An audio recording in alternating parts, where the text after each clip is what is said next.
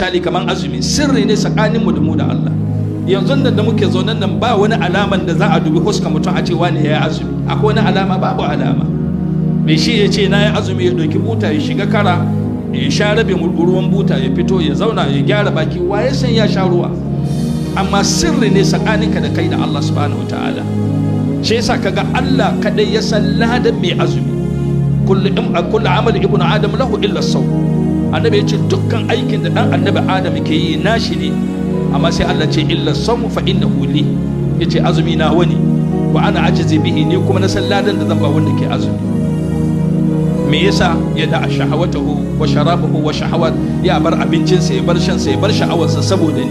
Allah kadai san irin ladan da zai baka. Ce yasa wannan ikhlasi azumi sirri ne. Allah ke saka shi zuciyan bayin Allah waɗanda yake so. Mala'ika bai gani balle rubuta maka adadin ladan. Shedan kuma